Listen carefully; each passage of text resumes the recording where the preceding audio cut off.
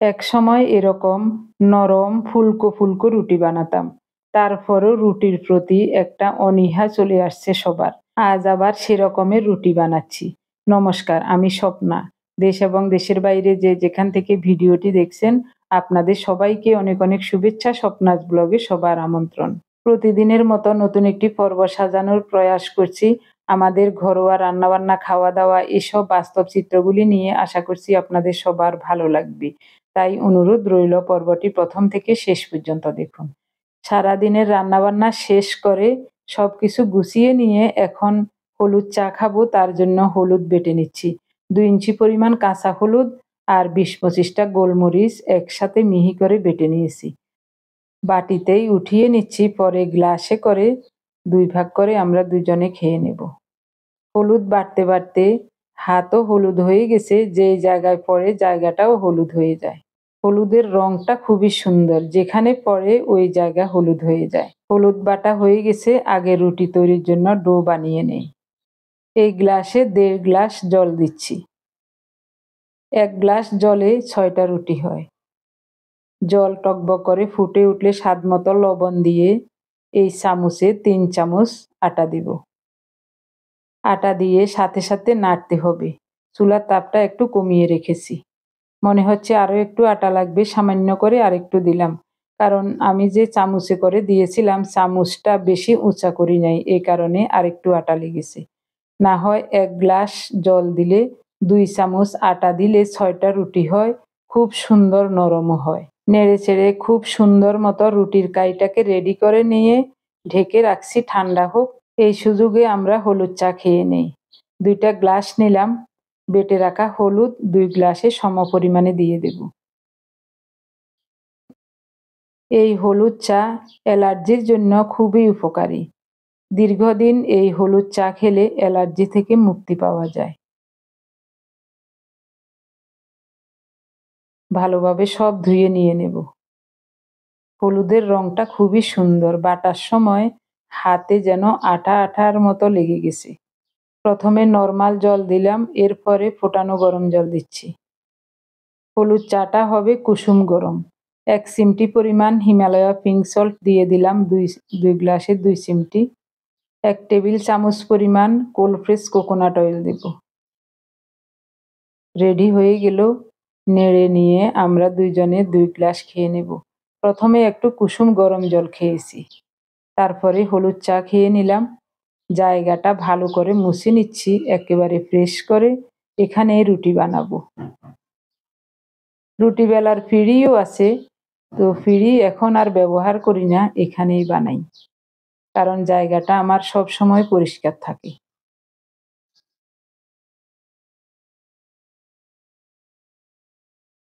রুটি বেলুনটাও পরিষ্কার করে ধুয়ে নিয়েছি। সব সময় ব্যবহার হয় না, এ কারণে দাগ পড়ে গেছে। কাইটা এখনো খুব গরম, ধরাই যাচ্ছে না। কত মোলায়েম হয়েছে দেখুন ডোটা। রুটিগুলিও খুব সুন্দর হবে। সকালে রুটি তৈরি করলে রাতেও এই রুটি খাওয়া যাবে, একেবারে নরম থাকবে। যদিও ঠান্ডা রুটি খেতে ভালো লাগে না, তারপরেও অনেক সময় তৈরি করার অভাবে অনেকেই সকালে রুটি বানিয়ে রাতেও খান, বা রাতে বানালে সকালেও খান, এরকম অনেকেই আছে। অনেকের কথা বলে লাভ নাই। আমার বাবারও ডায়াবেটিস ছিল। আমার বাবা সকালবেলায় যে রুটি বানানো হতো, তো বেশি করে বানিয়ে রাখতো, ওই রুটি আমার বাবা রাতেও খেত। আর যেদিন রাতের বেলা রুটি বানাতো, সেদিন সকালের জন্য ওই ঠান্ডা রুটি রেখে দেওয়া হতো, ওই রুটি আমার বাবা সকালবেলায় খেতেন। এখানে আসলে কারোরই দোষ নাই, দোষ হলো আমাদের কপালের। আমার বাবার 4 বছর আগে আমার মা চলে গিয়েছিলেন পৃথিবী থেকে। যাই হোক, ওটা অনেক দুঃখের বিষয়, অনেক দুঃখের কথা। ওইসব কথা মনে পড়লে বুক ফেটে এখনো কান্না আসে। আমার রুটিগুলোর অবস্থা দেখুন। তাওয়ায় দেওয়ার সাথে সাথে 2 উল্টানো দিলেই রুটিগুলো ফুলে বলের মতো হয়ে যাচ্ছে। আমার মন চাইছে প্রতিটা রুটি আপনাদেরকে দেখাই। কিভাবে ফুলছে শুধু এটা দেখাই। সবগুলো রুটি গোলাকার হচ্ছে না, কোনোটা মানচিত্রের আকারেও হচ্ছে। ওই মানচিত্রের আকারেই ওভাবেই ফুলে যাচ্ছে। কোনো জায়গায় এক রত্তিও বাদ নাই। সবগুলো রুটি ফুলে ফুলে একেবারে বলের মতো হয়ে যাচ্ছে। ২ উল্টানেই রুটি ভাজা শেষ। এই দেখুন, ২ বার উল্টালাম, কিভাবে ফুলে উঠছে। কি ভালো লাগছে রুটি বানাতে। গতকাল বিকালবেলায় বলেছিলাম সুজির হালুয়া দিয়ে রুটি খেতে ইচ্ছা করছে। উনি সন্ধ্যার সময় হাঁটতে গিয়েছিলেন, আসার সময় সুজি আর আটা নিয়ে আসছেন। ঘরে অল্প আটা ছিল, তারপরেও আরো ২ কেজি আটা নিয়ে আসছেন। আগে যখন ডায়াবেটিসের কারণে ডাক্তারগণ বলেছিলেন ২ বেলা রুটি খেতে, তখন কিন্তু উনি রুটি খেতে চাইতেন না। কোনো সময় ২টা খেতেন, কোনো সময় বা একটা আরেকটার অর্ধেক খেতেন। এখন কিন্তু রুটি, পরোটা বা লুচি এসবের কথা শুনলেই উনি আমার থেকেও বেশি আগ্রহ দেখান খেতে। তার জন্যই আটা আর সুজি নিয়ে আসছেন। তাই আজ হালুয়া আর রুটি খাবো। পরিষ্কার শুকনো কড়াইতে অল্প করে সুজি নিলাম। সুজিগুলো নেড়েচেড়ে খুব সুন্দর করে টেলে নেব, অল্প তাপে একটু সময় নিয়ে। সুজি ভাজার সময় যদি একটু সাদা তেল অথবা ঘি দেওয়া হতো, তাহলে এই হালুয়াটা খেতে খুবই চমৎকার লাগতো। তবে আমি ওসব দিলাম না। নরমাল জল দিলাম, এরপরে চিনি দিয়েছি। টেবিল চামচে ১ চামচ, একটা তেজপাতা ছিঁড়ে দিলাম। এখন দেব কোরানো নারিকেল। একটু বেশি করে নারিকেল দেব। ডিপ ফ্রিজে নারিকেলের বক্সটা থাকাতে শক্ত হয়ে আছে। আরও একটু জল লাগবে।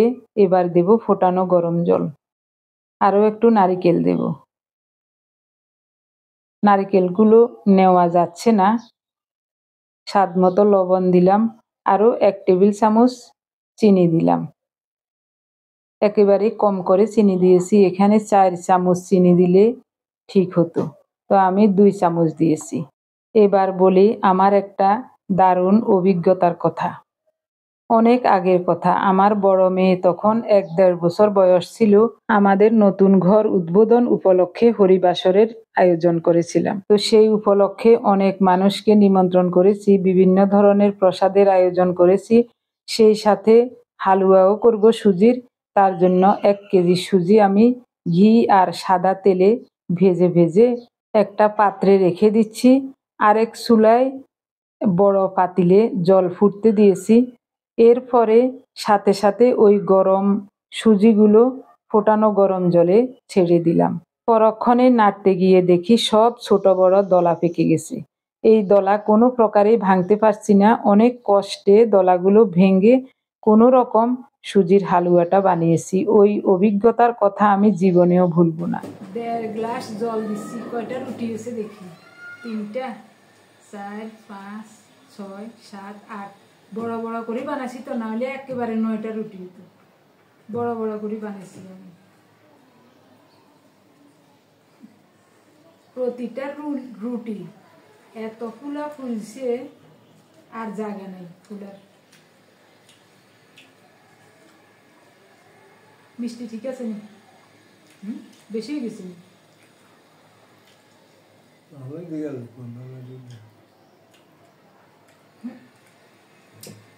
ঠিক আছে।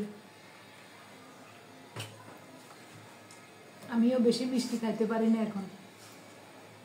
বেশি মিষ্টি খাইলে মাথা ঘুরে।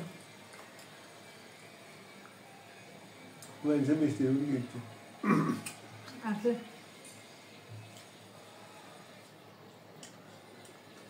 অনেক আর পড়ে রয়েছে।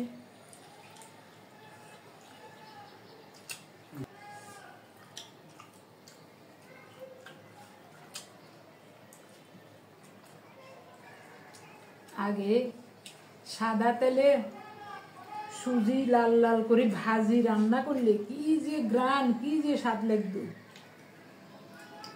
এখন তো সাদা তেল খাই না, এই কারণে একেবারে তেল ছাড়া। তবে ঘি দিয়ে করা যেত। ঘি খেতে ভালো লাগে, তবে যে ঘি এটাতে আমার তেমন ভক্তি নেই। তারপরেও রান্না টান্নায় দিই।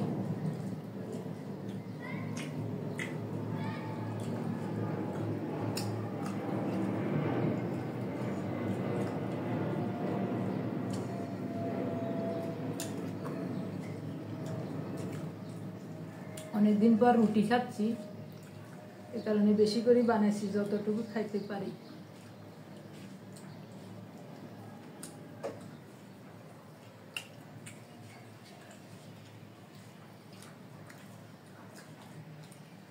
লাউ তরকারি দিল মনে খাবেন?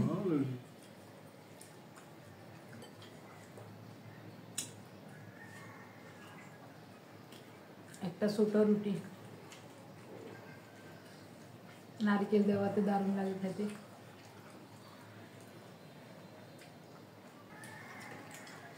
প্রতিটা রুটি এত পুরো ফুললো।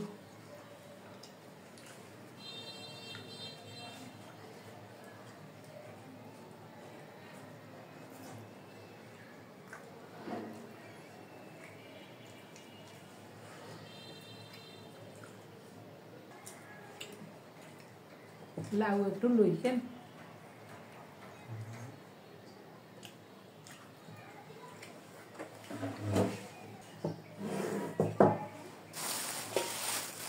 চিংড়ি মাছ দিয়ে লাউ রান্না করছি, মনে হচ্ছে খুব চমৎকার হয়েছে।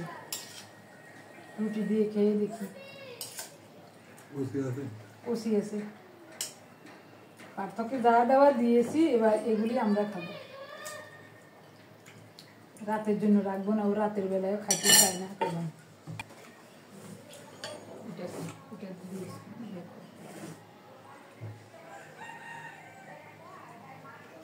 কোনা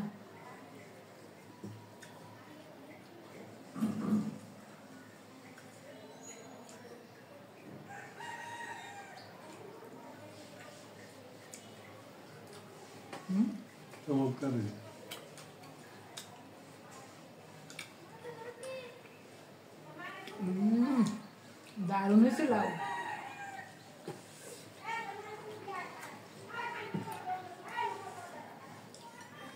ওইদিন 6টা রুটি বানাইছিলাম, মনে হয়েছে যে না আরো একটা খালি ভালো লাগবে, এই কারণে আজকে একটু বেশি করে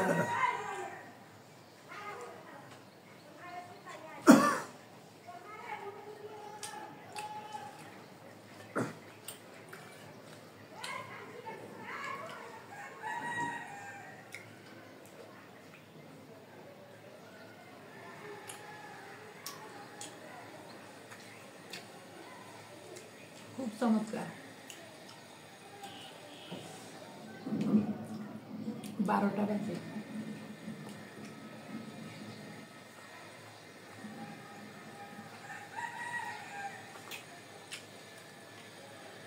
আজ দুপুরের খাবার খাবো 4টা-5টার দিকে।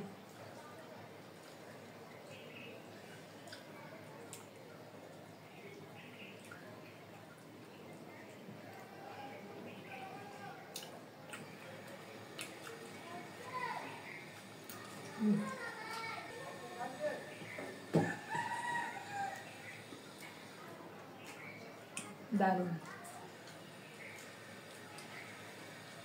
খাওয়া দাওয়া শেষে ঘরের কাজ করব।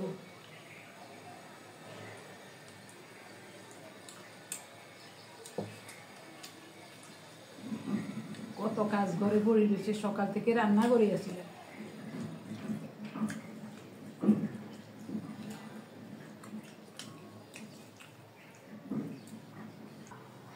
খাওয়া দাওয়া শেষ করে থালা বাসনগুলি ধুই নাই, ওগুলি রেখে আসছি। আগে ঘরটা গুছিয়ে নেই, ঘরটা ঝাড়ু দিয়ে নেব, তারপরে রান্নাঘরটা গুছিয়ে ধুয়ে মুছে পরিষ্কার করে পুরো ঘরটা মুছে নেব, তারপরে স্নান করব। বৃষ্টি আইব মনে হয়।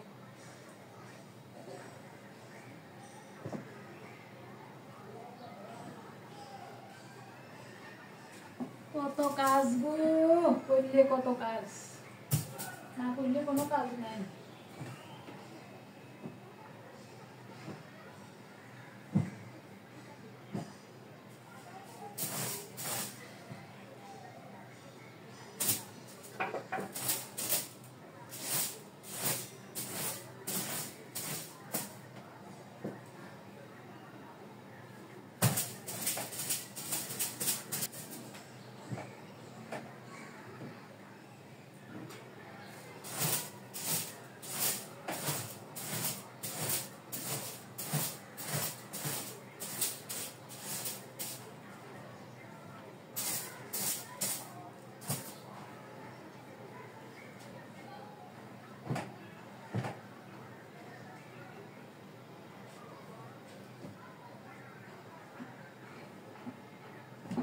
কত বালিশ হয়ে গেল, বালিশ করতে বিপদ।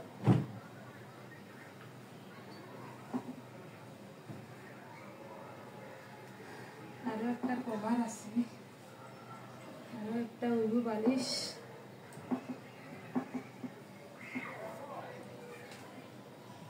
আরো দুইটা ফোম আছে, আরো দুইটা ফোম আছে। ফোম এগুলি কাটলে আরো দুইটা বালিশ হবে, দুইটার বেশি হবে। 7টা বালিশ হয়েছে, মাথার বালিশ, দুইটা হয়েছে কোল বালিশ বড়। মাথার বালিশ এগুলি বাড়িতে নিয়ে যাবে,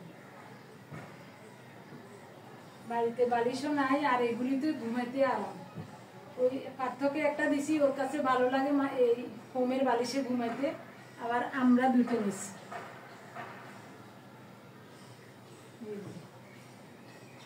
কভার ঢুকাই নিছি, আসলে আরাম লাগে শুইতে, ঘুমাইতে আরাম লাগে, হালকা, একেবারে হালকা।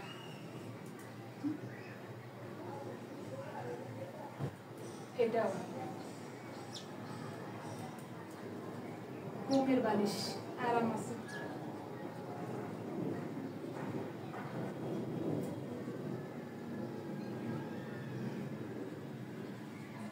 দেখি এই সাইডটা হয়তো বাড়িতে নিয়ে যাব। 9টা হবে মাথার বালিশ, 2টা হচ্ছে কোল বালিশ। 7টা যদি বাড়িতে নিয়ে যায়, আরো 5টা এখানে থাকবে। কোথায় রাখুন, রাখার তো জায়গা নেই। এগুলি হলো শিমুল তুলার বালিশ।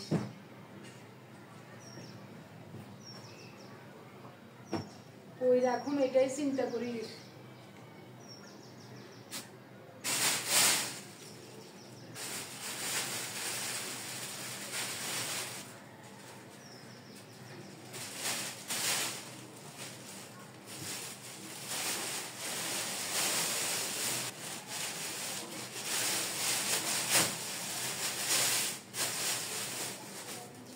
এই সাইডটা বাড়িতে নিয়ে যাও।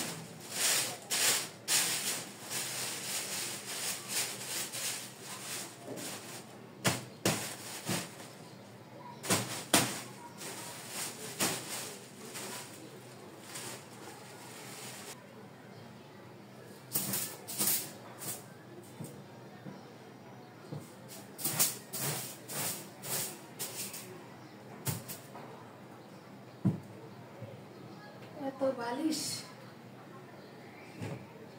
মনে রাখবো।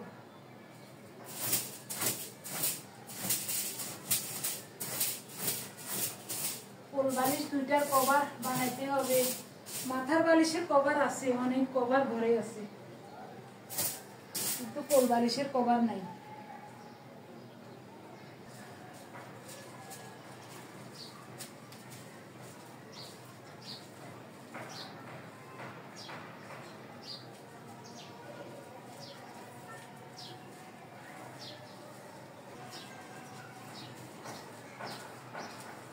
কত কাজ সারাদিন, কত কাজ।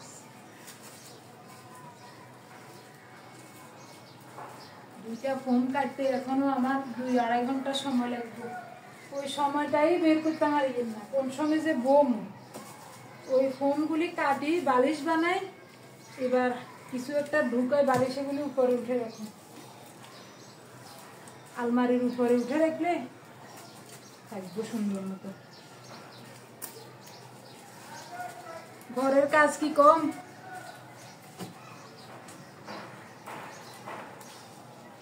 সারাদিন শুধু কাজের উপরে থাকি।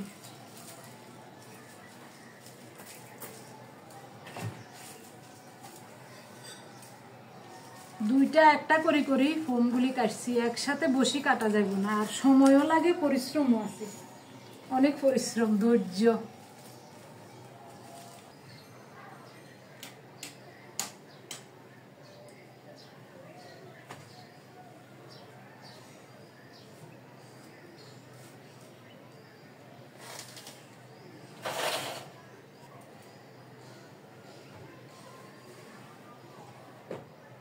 ওই হালকা বালিশ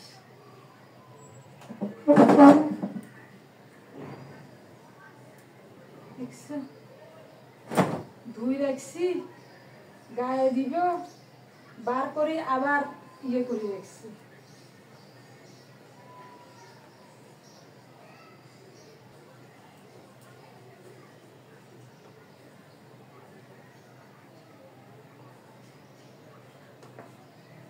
পার্থর রুমে এসে দেখি সব উলটপালট অবস্থা।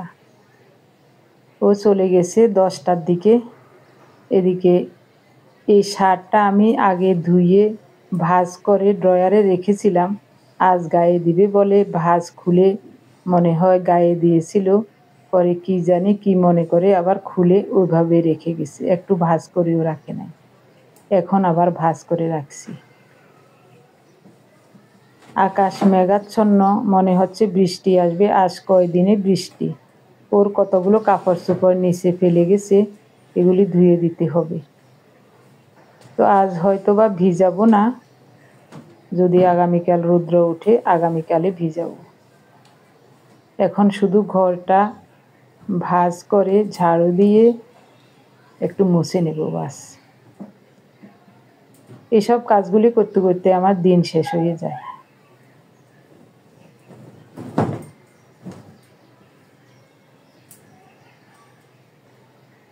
আমাদের আত্মীয় স্বজন অনেকে বলে, কি কাজ সারাদিন, শহরে কোনো কাজ আসেনি?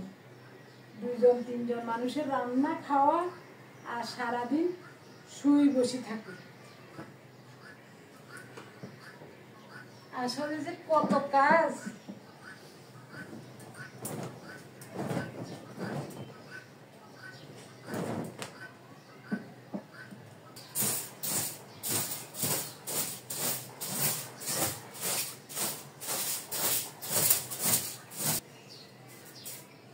পাথর মোজা ওই তোষকের নিচে রাখলে আর হারায় না, তোষকের নিচে রাখে। আর এদিকে শপিং ব্যাগ সব তোষকের নিচে।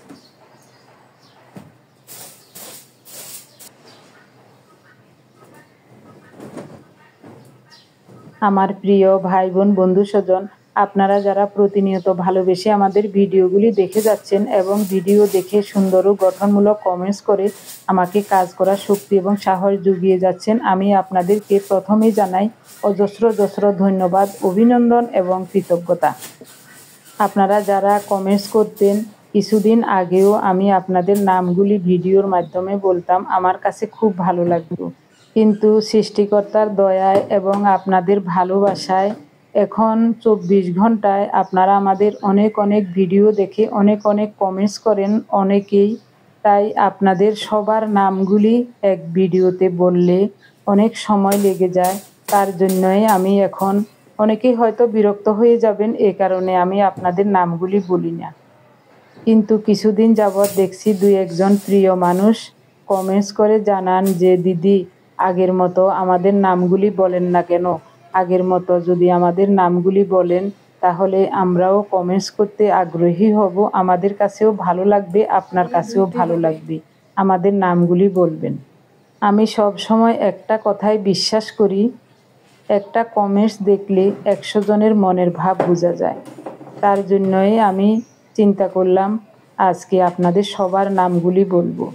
গত 24 ঘন্টায় আপনারা যারা আমাদের অনেকগুলো ভিডিও দেখে কমেন্টস করেছিলেন, আমি খুঁজে খুঁজে আপনাদের নামগুলি যতটুকু পেরেছি লিখে নিয়েছি, বাকিও আছে অনেকেই, ওই নামগুলি পাওয়া যাচ্ছে না। এখন আগের মতো সিরিয়ালে ওই আপনাদের নামগুলি আসে না, তাই খুঁজে খুঁজে নামগুলি বের করতে হয়। তারপরও আমি অনেক আগ্রহ সহকারে অনেক আনন্দ নিয়ে আপনাদের নামগুলি খাতায় লিখে নিয়েছি। কিছুক্ষণ পর আমি আপনাদের সবার নামগুলি বলবো। আমার পুত্রধনের পড়ার টেবিলটার কি অবস্থা দেখুন। আমাদের ঘরের পিছনে একটা বড় কাঁঠাল গাছ ছিল, ওই কাঁঠাল গাছের কাঠ দিয়ে এই টেবিলটা বানিয়েছিলাম অনেক আগে। একটু মুছে নিলেই চকচক করে। সব সময় কি আর মুছতে পারি, কত কাজ, সব সময় মোছা হয় না।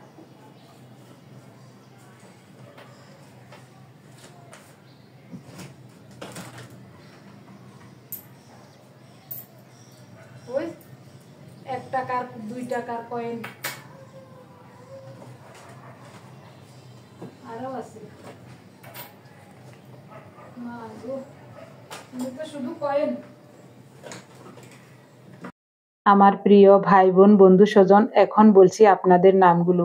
প্রথমে যার নাম লিখেছি তিনি হলেন মালা সেন, সমীর সরকার, মোম মোদক, মিনতি জানা, শিখা সিনহা রয় কলকাতা থেকে, নমিতা চ্যাটার্জি, সুমন্তরা সেনাপতি, বার্সেলোনা স্পেন থেকে মল্লিকার পঞ্চব্যঞ্জন, শিলিগুড়ি থেকে ববিতা সরকার, কলকাতা থেকে কণিকা ধর, ইন্ডিয়া থেকে মল্লিকা ঘোষ, শিলিগুড়ি থেকে সানজিদা, মলি দাস ঢাকা থেকে, ঝুমকি চক্রবর্তী, শ্রীলেখা পাল, শিউলি দত্ত কোচবিহার থেকে, সুদীপ্তা মণ্ডল, সুমিতা দে আসাম থেকে, দীপক রয়, বিভা সেন গুয়াহাটি আসাম থেকে, স্বপন সরকার, রানু বেগম ইতালি থেকে, এন ঘোষ কলকাতা থেকে, প্রীতেশ কুমার ব্যানার্জি মুম্বাই থেকে, আশিস কুমার, রুনাই রয়, অনিমা বোস রাঁচি থেকে, জয়ী অ্যান্ড মম, শিবানী ভৌমিক ময়মনসিংহ থেকে, দাদলু মোবারক, ববি ঘোষ উত্তরা ঢাকা থেকে,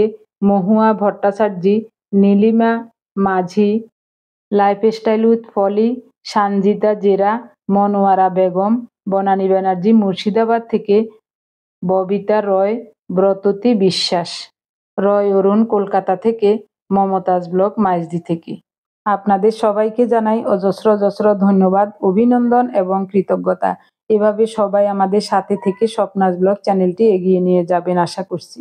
যদি কোনো সমস্যা না থাকে, আপনারা কে কোথায় বসে আমাদের ভিডিও দেখে কমেন্টস করছেন জানাবার অনুরোধ রইল। আমার এটা জেনে ভালো লাগবে যে আমাদের ভিডিও কত দূর যাচ্ছে, কোথায় কোথায় বসে আপনারা আমাদের ভিডিওগুলি দেখছেন।